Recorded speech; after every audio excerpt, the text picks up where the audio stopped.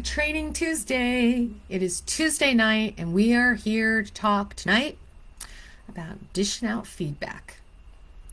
This is sometimes an uncomfortable topic, but one of the reasons that it is so critically important is because feedback is a foundation for building strong relationships and strong teams, and it really is a key way to hone your leadership skills.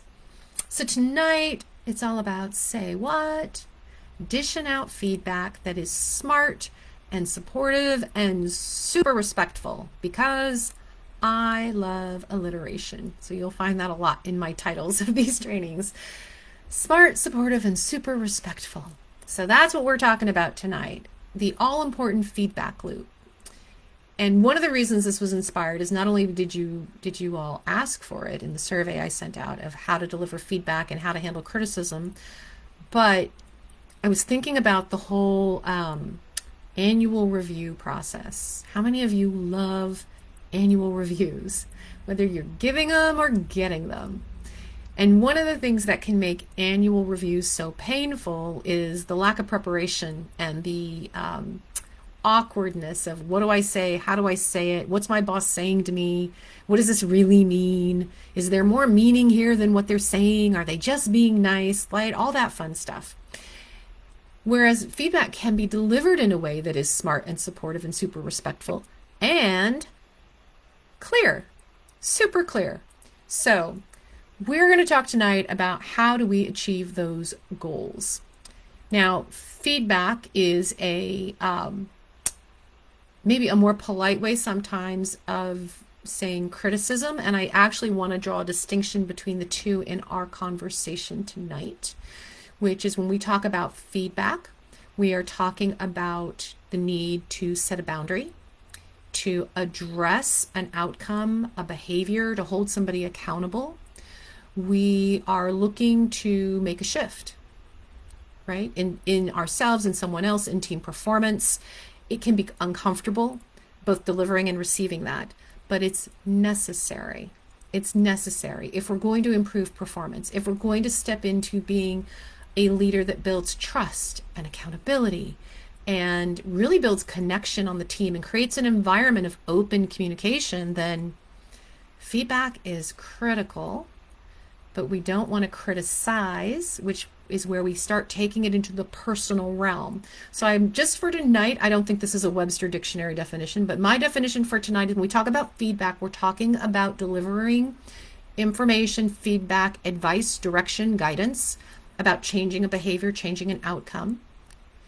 We're going to separate that from criticism, which is aimed at an individual person. Right? We're not attacking a person, we are addressing a behavior or an outcome. So I want you to keep that in mind tonight. So before we dive in, for those of you who do not know me or this is your first Training Tuesday, welcome. My name is Natalie Hahn and I am CEO of Dirty Girls Consulting, and you are here in our group, Accelerating Leadership for Professional Women.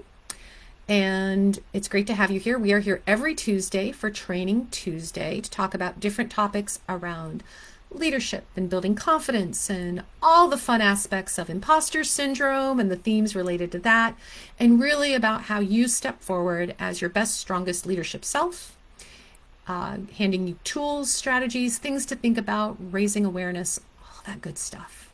So we have Jackie in the house tonight. Hello, Miss Jackie, and Jill and Anna, welcome, and Amanda, hello. We have lots of lovely people here tonight. So as always, if you're new in particular, say hi in the chat, ask questions, share your stories. That's what the chat is for. I love keeping this as interactive as possible. I am going to share in advance. I had a lot of tips I started going through on how do we share feedback? What are some best ways to navigate that? And I usually in these Training Tuesdays try to keep it to 3 things or 5 things. And if I'm really cramming it, it's 7. And tonight I came up with 10. So here's the deal, my friends. I am going to go through the 10. I may be going through them somewhat quickly. So I really invite you to ask questions, to call out areas where you want me to go a little bit deeper. And if we do not have time tonight, I do promise a follow-up where we will ensure that all your questions are addressed. I don't usually try to cram so much into a Training Tuesday session, but I just got kind of excited about the topic because I do feel like this is a leadership key. Boy, if you can deliver feedback well, you are not only stepping up your game as a leader, you are modeling for everyone else respectful, smart ways to have open dialogue and communication, to build that accountability and trust. And the last few weeks, we've been talking about teams, right? We've been talking about team management, team leadership, establishing trust, holding accountability, right? All those same themes. So this is related to that as well. All right, let's dive in. Feedback. Why is this so important? Both giving and receiving. Relationship improvement, right? When you can tell someone in an open way, when you can establish the trust of delivering feedback, of saying to somebody, here's something I observed. Here's something I've noticed. Here's a way I think we can change an outcome, improve a direction, shift the motivation, shift the team, shift our goals, right? When you can share that in a way that is smart and respectful and supportive, you have earned many points with the other person on establishing trust, on building that connection and that relationship. And when you can do that one-on-one, it feeds the rest of the team. Because part of delivering feedback is saying we want to improve this behavior. We want to change this outcome. Even if you deliver feedback one-on-one, your team is going to feel and notice those changes. Every individual contributes to the team. So if they're making improvements, then so are you, right? And so is the entire team. The outcomes are improving. The energy is better. And here's the deal.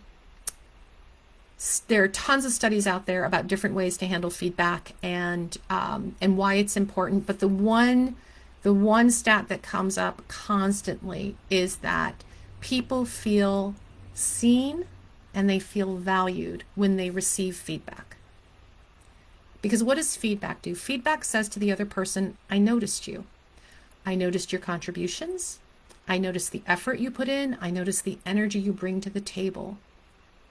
How many of us have been sitting in meetings or part of teams and feeling like I'm doing all this work and nobody recognizes what I'm doing? Nobody sees the value. Or somebody said thank you, but the boss didn't notice. Or the team didn't realize how much my contribution supported our end goal. So part of the benefit of feedback is just letting your team recognize individually and as a group that you see them in what they're doing. And that feeling of being seen does what? It builds trust. It builds motivation. It holds people accountable to the standards that you're setting and to your goals. Jackie, you beat me to it. Words of affirmation. Right. And we're going to talk a little bit about the play of love languages, because that is part of feedback. If you can keep that in the back of your head, knowing your team and knowing the love languages, that matters. Hey, Sue, good to see you. Glad you joined us. So diffusing conflicts before they blow up is another benefit of feedback. If you can deliver feedback in a timely manner to address an issue that you see coming, to address a behavior that might be impacting the rest of the team, you can start managing that, shifting that in a different direction before it blows up into a problem, right? You can address a thing.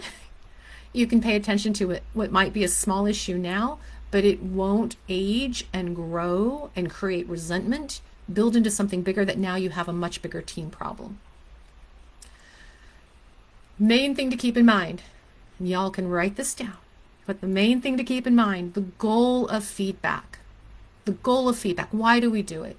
It is to raise awareness that leads to change. Feedback is all about raising awareness for the other person, how you're showing up, an action or a behavior that you're doing, and how do we change that? And the change might be in the behavior itself so that you're easing tension on a team. It might be in teaching somebody different guidelines for how we interact in this environment, guidelines for boundaries and respect. It might be shifting an outcome towards a project goal. But feedback, the goal of feedback is to raise awareness that leads to change. So, how do we get past the discomfort? The discomfort of delivering feedback. How many of you actually, and just if you don't mind, you can, as you all know, you can drop a Y in the chat for a yes, raise your hands, but how many of you have done annual reviews, have sat through that uncomfortable annual review performance or biannual review performance with a boss? And you sit there and you're not sure either what you're going to get, or you deliver a review and you're not sure what to say. Yeah, aren't they fun? Hey, Jamie, good to see you. Aren't they fun, annual reviews? They're important for all the reasons I said, right? There's a reason why companies put this structure in place and say, we have to do the annual performance reviews. But here's the problem with reviews. If you're walking into a review and you are blindsided by what you're being told, or conversely, if you enter a review and the person you are reviewing is surprised by the information you've been giving them, by the information you're giving them in that review, then you have not been doing your job for the whole rest of the year. We should not be surprised when annual review comes around about what's coming out of the other person's mouth. And as a leader, we should not be surprising our team members with our feedback. So one of the reasons feedback is important is because the best feedback is delivered on a regular basis, opportunistically as situations come up, and maybe even on a regular meeting cadence if you meet weekly or monthly, that you use those opportunities to provide the feedback, because nobody should be shocked in their annual review by something that you're sitting there going, if I had known this 4 months ago, I could have changed something. I could have improved already. So we want to get past this discomfort of delivering feedback and the awkwardness. And so I'm going to go through the 10 things. I'm going to try not to speed through them too quickly. But as I said, if you have questions or you want me to go deeper, ping it in the comments, my friends. So the first one, how do we deliver great feedback? Great feedback takes preparation. Be thoughtful, be kind, be respectful. The main thing is remember that the other person on the other side of the table, on the other end of a Zoom call, they're a human being. They're a human being who, for the most part, is doing the best they can with the tools and the information they have. So give it some thought. When you're going to give somebody feedback, be thoughtful and be respectful about the information you're going to share. 2, objective. It can be hard to be objective, especially when we're talking about a behavior, for example, that feels disrespectful. You guys have heard me tell the story of Kevin, who was either late to all my meetings or just didn't show up and didn't tell me he was going to show up.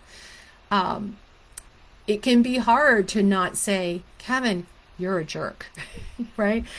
That starts bleeding into criticism, right? If we're going to be objective with feedback, then what I'm addressing is the behavior.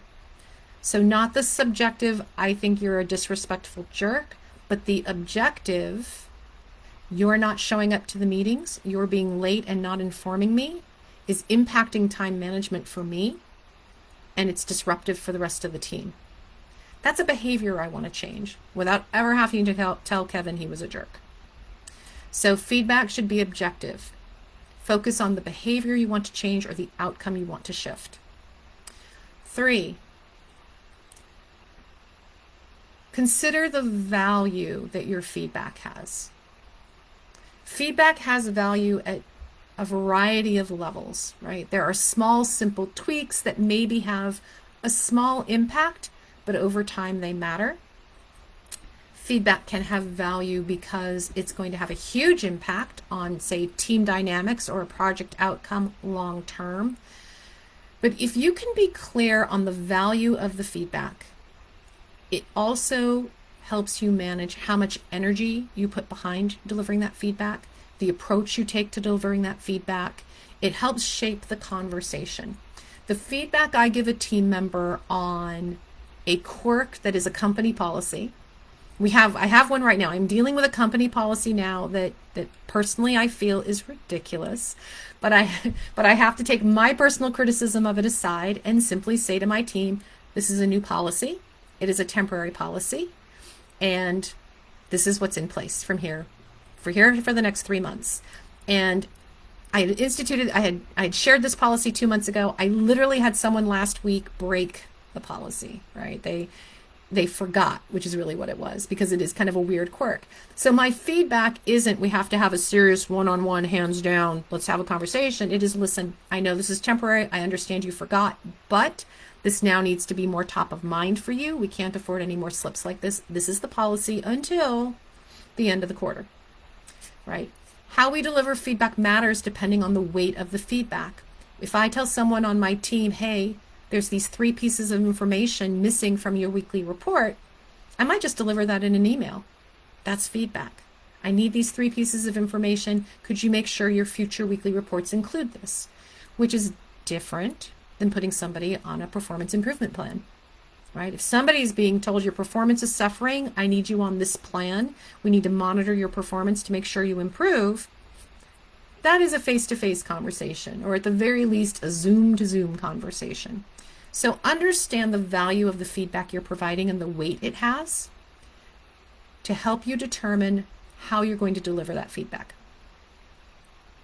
4, I'm going to recommend you ask for permission.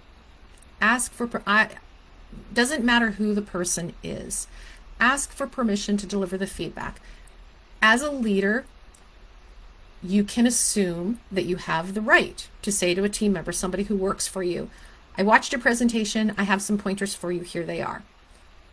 You are within your prerogative to do that. But my recommendation, again, we're talking about smart, supportive, and super respectful ways to deliver feedback. So my recommendation is ask for permission. I saw your presentation. Could I share a few observations? Would you mind if I shared some thoughts I had? Asking for permission sets the stage for the other person to say yes, which puts them in a different mindset than if you just dive in. In particular, with relationships that are not of positional power, so this person doesn't outrank me, but maybe it's my partner or a friend, asking for permission is just respectful and it's kind. We don't assume we have the right to tell people or to give them feedback that they may not want to hear.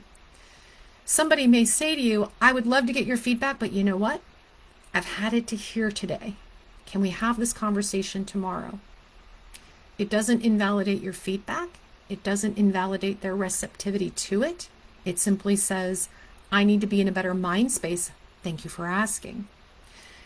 And in asking, that's asking for permission. So number five is context. I also recommend you ask for context, but there's a way I want you to ask for context. Here's what I hate. This is my own pet peeve. I've had managers do this to me, and I cringe. I would never do this to anybody. But you know how you sit in a meeting, and I would love to hear, and thank you, Jack. I'm glad you like that idea. I would love to hear if this has happened to you. It has to have happened to some of you. You sit down and your boss or someone leans into you, and the purpose of the lean in, right? The purpose of the conversation is, I'm going to give you some feedback. But that's not what they say. What they say is, how do you think you did? Can I tell you how much I hate that? It sets you up. When somebody sits down and says, well, how do you think you did? The setup is, I clearly have opinions on what I think you did, but I'm going to let you tell me first. It's not nearly as respectful as they think it is. I think it's not nearly as respectful as the pronouncer of those words thinks they're being. It feels like a setup. It feels like, oh, so clearly you have feedback to give me that I suck, so let me tell you first how badly I think I did so that you already know that I know I suck and we don't have to go there anymore, right? It puts us on the defense. And then it sets us up to, we diminish ourselves first before the other person can, so that we don't feel awkward in that conversation. So please don't do that. Please do not sit down with somebody and say, well, how do you think you did? And yet you can get the same information. You can ask that same question in a much more generous way. You can say to somebody, I watched your presentation. I'd love to share some thoughts on that. I'm curious. What was going through your mind in this bit? And I would even say to somebody, if I can understand what you were thinking, it might change what I was thinking, how I interpreted it, my feedback. I would love to know what you were thinking when he asked that question. I would love to know what had you frame your story that way. You can ask it without putting them on the spot of being defensive with the how do you think you did? Because the comparison is as opposed to how I think you did. We want to take that comparison out and just say, we're having a conversation about this presentation you gave. I'd love to hear what your background was around that piece. I'd love to hear what your response, why you responded the way you did to his question. Because I had a different response in mind. And I'm wondering if we're aligned on that. So many other ways to ask for context. When you get the context from it, it very well might alter your feedback. It might help you have more information about what you were interpreting. So it opens a two-way dialogue as opposed to just a one-way, here's what you did, here's what I want to see. So that's 5.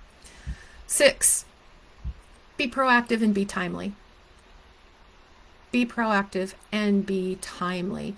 My ex-husband used to say, and I don't quote him often, but one thing he used to say repeatedly in our marriage, and he was not wrong, was bad news doesn't get better with age. And it doesn't. Bad news does not get better with age.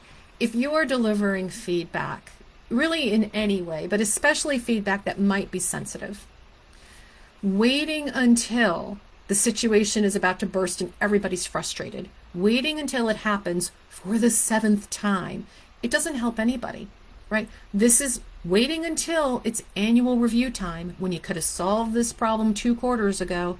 It doesn't benefit anybody. So being proactive and being timely allows you to make feedback a continuous conversation built on openness, built on trust, built on accountability, instead of the one time a year that you're going to get sat down and spoken to, right? So you're creating a completely different environment for communication. Number 7, personalize your meetings. So Jackie, this is where I was thinking about the love languages, right? Personalize your meetings. You are connecting with another person. You are connecting with a team of people. The goal, right, is to share information that raises awareness and creates change. One of the ways we do this in our personal relationships is we understand the love languages. How does somebody want to be communicated to? How do they enjoy communicating? If you can mirror that, your message gets through a little bit more. Pay attention to things like cultural influences. How does the way this other person uses language? How does their cultural background influence? For those of you who work in global environments, who work with people from different cultures, this matters. This makes a big difference. I have a counterpart right now who is from different culture. English is her second language. I always think of myself as a very direct person. She is way more direct than me. But my understanding of how she uses language in her cultural background allows me to take her feedback in the spirit in which it's meant because I understand her, and vice versa.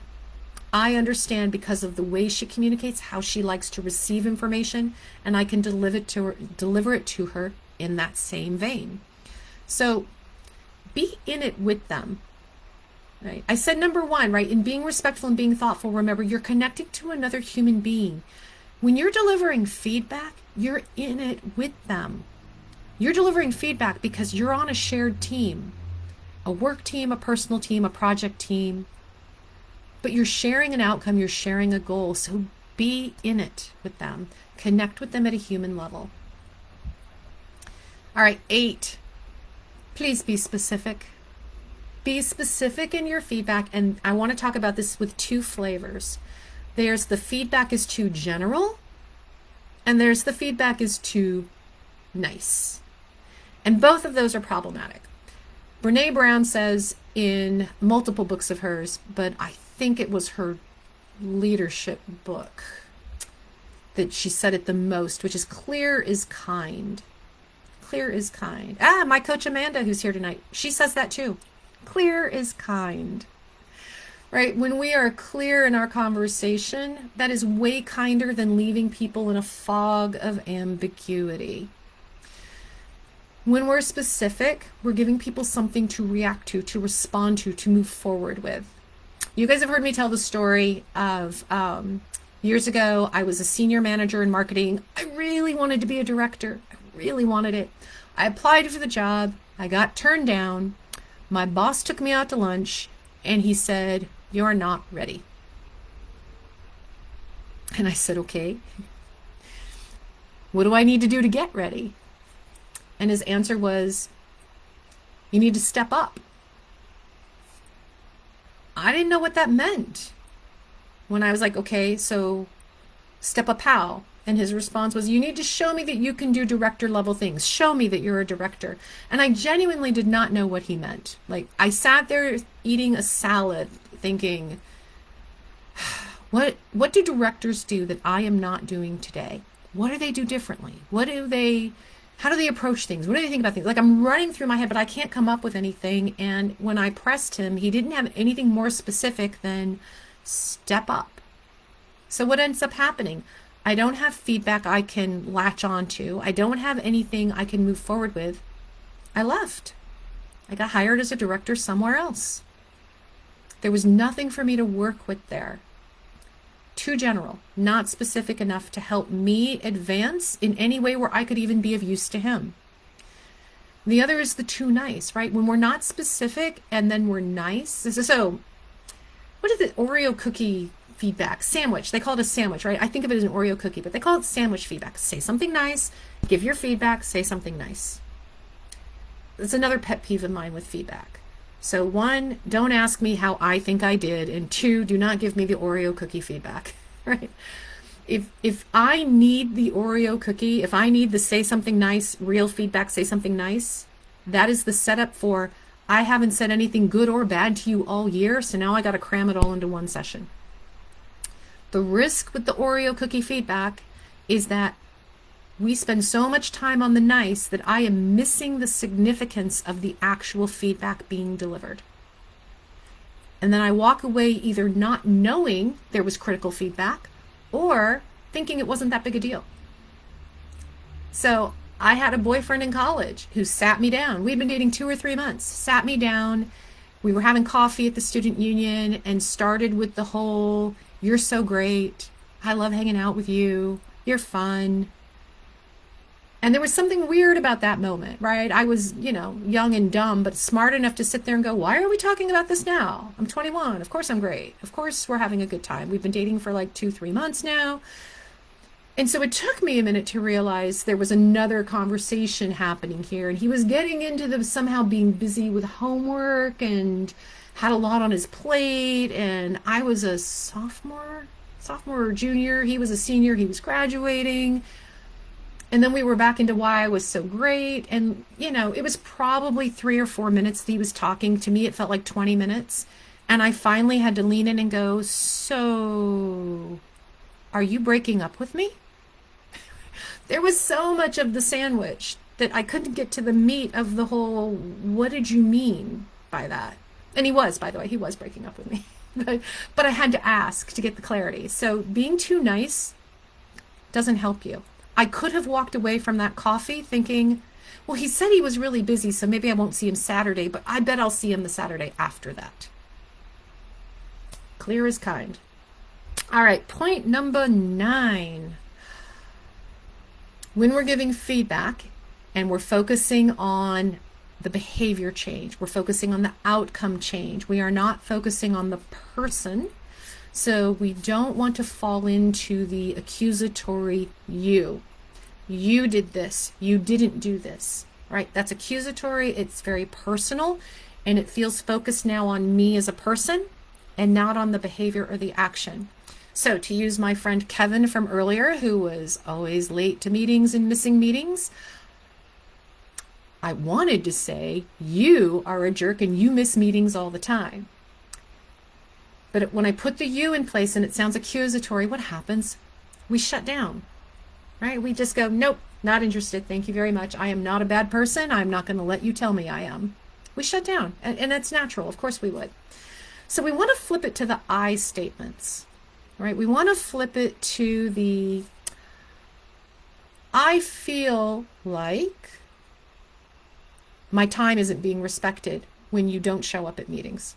I'm still telling them there's a behavior I want changed, but I'm inverting the focus to here's how this is impacting me, right?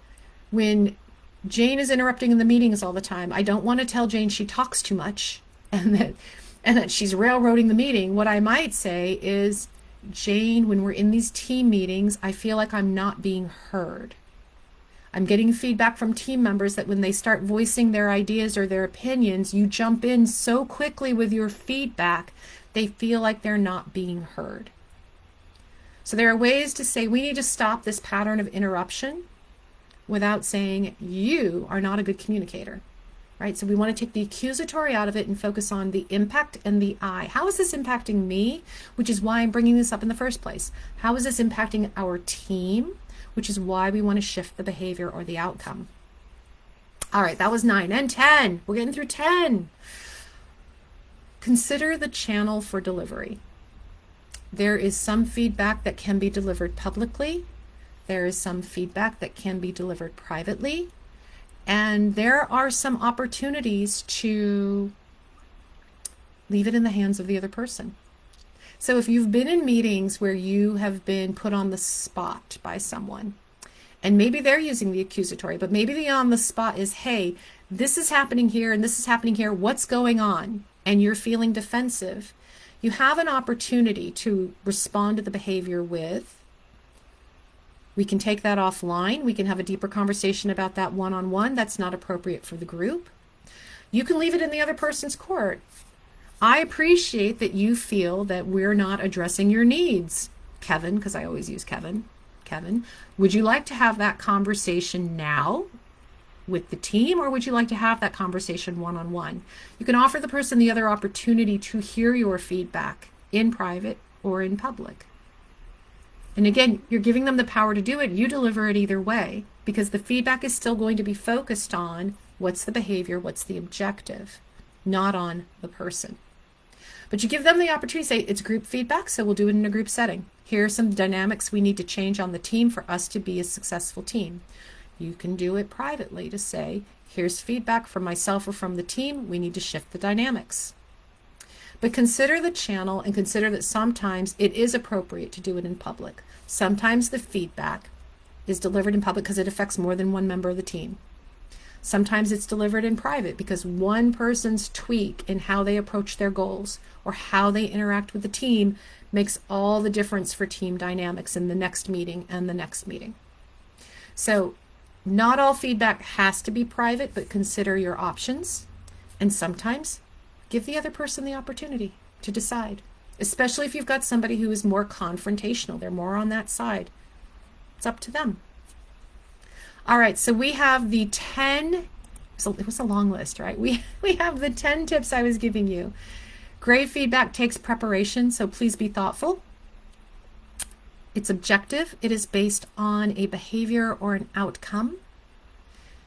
Consider the value, the weight of the feedback, which also considers how do you deliver that feedback. Ask for permission. Ask for context. That's 5. 6, be proactive.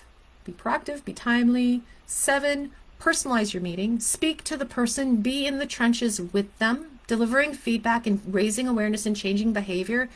That is Brene Brown, I quote her a lot. Brene Brown calls that being in the rumble. And in the rumble is hard. Be part of that team. 8, be specific. Clear is kind. 9, use the I statements, not the you statements. How does this impact me? What am I observing that can shift and change? Not what are you doing wrong? And 10, consider public versus private feedback. There are opportunities for both.